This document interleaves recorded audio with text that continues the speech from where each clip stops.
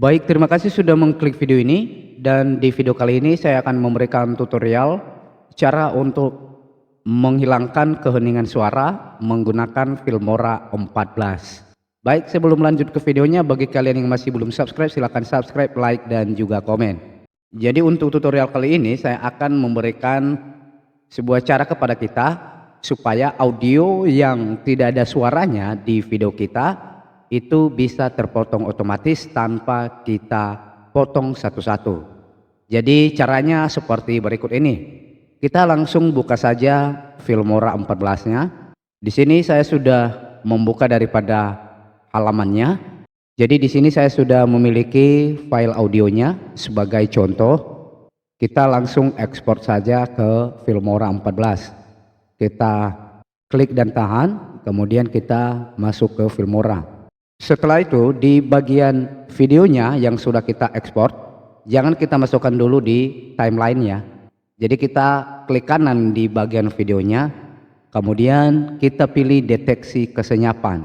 Yang ini, kemudian di sini ada beberapa settingan yang bisa kita pakai, tapi ini tergantung dari selera kalian nantinya ya. Jadi di dalam video ini ada beberapa potongan yang memang tidak ada suaranya. Misalkan seperti ini ya, ini kan kosong suaranya, yang tidak ada diagram ini maka itu artinya kosong. Jadi bagaimana untuk cara settingnya? Di sini kita masuk dari ambang volume terlebih dahulu. Ini settingannya di 25% kalau saya ya. Jadi semakin kecil kita berikan angkanya di sini, maka untuk suaranya semakin banyak dia ambil. Artinya kekuatan daripada suara audionya seperti itu ya, karena kebanyakan di video kita ada yang suaranya kecil, ada juga yang besar. Jadi seberapa kecil dia mengambil daripada suara dari video ini.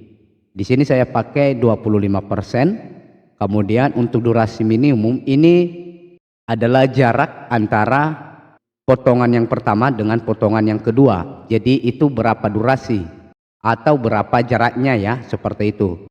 Untuk durasi minimum ini saya kasih 0,8 ya, supaya jangan terlalu kejauhan ngomongnya begitu. Kemudian kita masuk di softening buffer.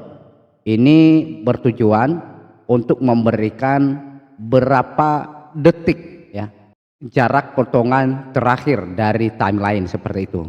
Jadi nanti bisa kalian setting sesuai dengan selera kalian. Dan di video ini saya akan pakai yang 0,3 second aja, 0,3 detik. Kemudian setelah kita setting, kita klik analisis yang ini, kemudian dia akan memproses seperti itu. Kita tunggu sampai selesai.